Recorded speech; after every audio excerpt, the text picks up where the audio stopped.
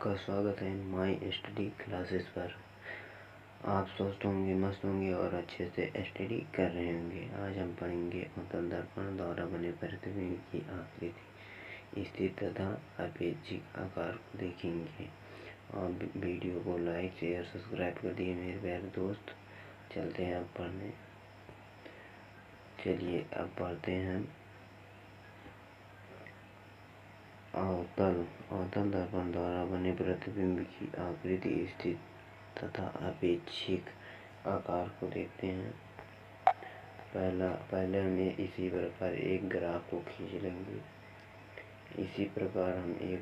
खींच लेंगे।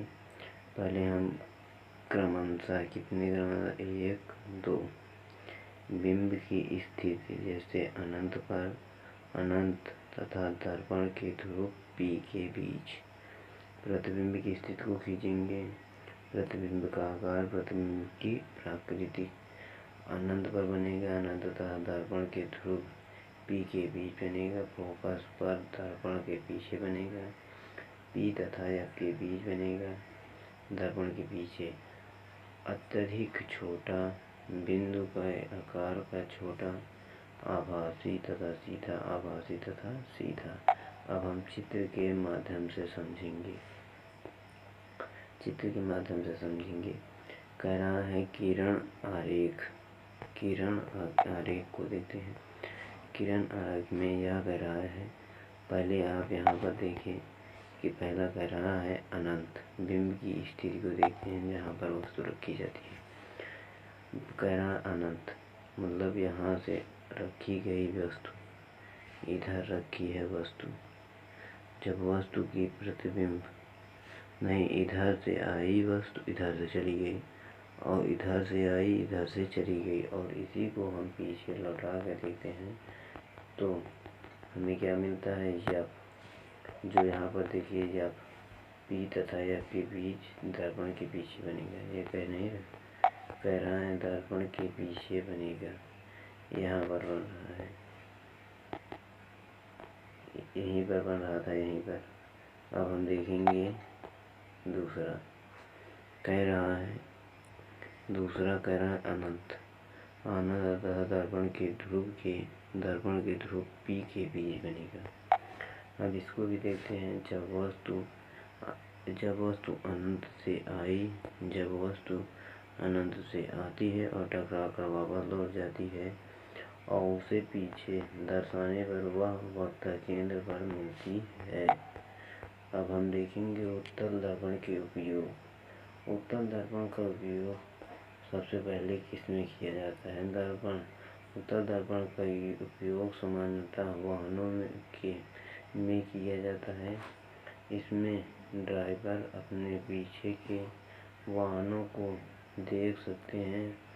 उत्तल दर्पणों को इसलिए प्राथमिकता दी जाती है क्योंकि ये सीधे तथा छोटा प्रतिबिंब बनाते हैं और ड्राइवर को अपने पीछे के बहुत बड़े क्षेत्र का देखने में सामर्थ्य बनती हैं। मतलब आप देख रहे होंगे, आप गाड़ी के शीशे को देखा होगा कि हमें इतना छोटा शीशा होता है, परंतु वह हमें पीछे की वस्तु उसी शीशे में हमें दिखती है, जो कि वह छोटा शीशा था पर भी उसमें इतना बड़ा वस्तु दिखता है हमें। उसी को कहते हैं उत्तल दर्पण। अब हम देखेंगे दूसरा नियम। दूसरा कह रहा है दुकानों में इसका इस्तेमाल किया जाता है। इस्तेमाल इस सिक्योरिटी दर्पण के रूप में किया जाता है। अब हम देखेंगे और उसके आगे हम पढ़ेंगे मेरे प्यारे भाई, गोलीय दर्पण द्वारा प्रतिबिंब के लिए चिन्ह परिपाटी। पहला प्रतिबिंब क्या कह रहा है, बिंब हमेशा दर्पण के बाईं ओर रखा जाता है, अर्थात इसलिए अर्थ है कि दर्पण पर बिंब से प्रकाश बाईं ओर से आपतित होता है। दूसरा देखेंगे, मुख्य अक्ष के समांतर सभी दूरियां दर्पण के ध्रुव से मापी जाती है। तीसरा देखेंगे, मूल बिंदु के दाईं ओर x minus x plus x minus अक्ष के अनुदिश मापी गई सभी दूरियां धनात्मक मानी जाती है, जबकि मूल बिंदु के बाईं ओर x माइनस के अनुदिश मापी गई दूरियां ऋणात्मक मानी जाती है। अब देखते हैं हम चौथा क्या कह रहा है। चौथा मुख्य अक्ष के लंबवत तथा ऊपर की ओर प्लस y अक्ष के अनुदिश मापी जाने वाली दूरियां धनात्मक मापी जाती है। पांचवा देखेंगे मेरे प्यारे दोस्त क्या कह रहा है। पांचवें में कह रहा है, मुख्य अक्ष के लंबवत तथा नीचे की ओर माइनस y अक्ष के अनुदिश मापी जाने वाली दूरियां ऋणात्मक मापी जाती है। अब उसे हम चित्र के माध्यम से समझेंगे। गोलीय दर्पण का सूत्र देखिए, कह रहा है ये इतना बड़ा चित्र आप इसे अपनी कॉपी पेयर में लिखते जाना मेरे प्यारे दोस्त, आपको आसानी होगी। अब हम पढ़ेंगे। देखिए, यह चित्र बना है। यह आपतित प्रकाश m है की दिशा है। इसे बाईं ओर की दूरियां माइनस होती है, ऊंचाई ऊपर की दूरियां प्लस होती है, बाईं ओर की दूरियां प्लस होती हैं और नीचे की ओर माइनस होती है। अब इसे देखेंगे हम। बिंब की दूरी यूं हमेशा ऋणात्मक होती है। अवतल दर्पण की फोकस दूरी हमेशा ऋणात्मक होती है। उत्तल दर्पण की हमेशा धनात्मक होती है।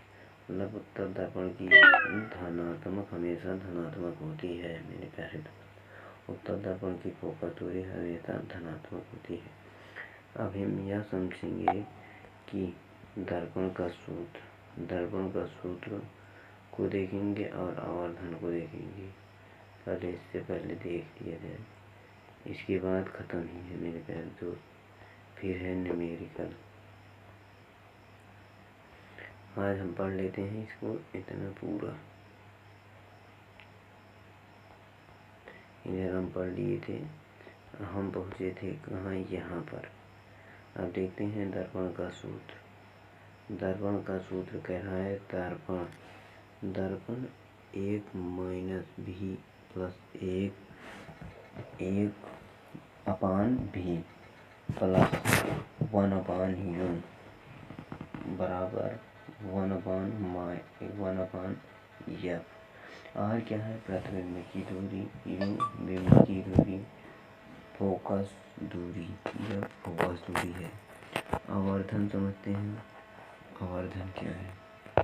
आवर्धन गोलीय दर्पण द्वारा उत्पन्न वह अपेक्षिक विस्तार है जिससे ज्ञान होता है कि कोई प्रतिबिंब की अपेक्षा कितनी गुनी आवर्धित है।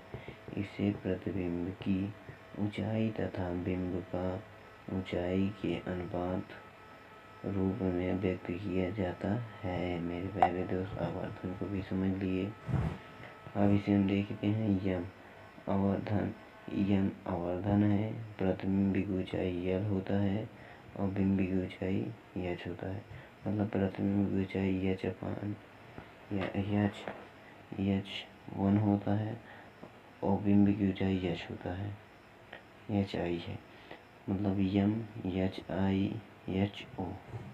अब इसे हम आगे देखते हैं।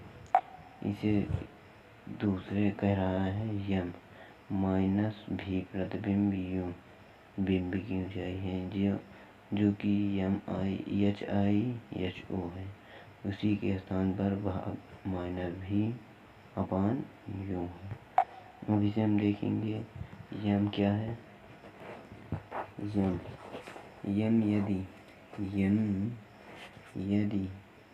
यदि ऋणात्मक है तो प्रतिबिंब वास्तविक होगा। यदि m धनात्मक है तो प्रतिबिंब आभासी बनता है। यदि HIHO तो m1 माइनस प्रतिबिंब का आकार बिंब के बराबर होता है। यदि HI ग्रेटर देन HO तो m ग्रेटर देन 1 प्रतिबिंब बिंब से बड़ा होता है। यदि HI मोर देन HO को ग्रेटर देन प्रतिबिंब बिंब से छोटा होगा। अब हम और देखेंगे समतल दर्पण। समतल दर्पण का आवर्धन सतह प्लस होता है। प्लस साइज आभासी प्रतिबिंब दर्शाता है। एक दर्शाता है कि प्रतिबिंब का आकार बिंब के आकार के बराबर होता है। इसको भी समझ लेते हैं मेरे प्यारे दोस्त। कल होगा प्रश्न। कह रहा है यदि m बराबर प्लस VE और m ग्रेटर देन 1 तो दर्पण उत्तल है।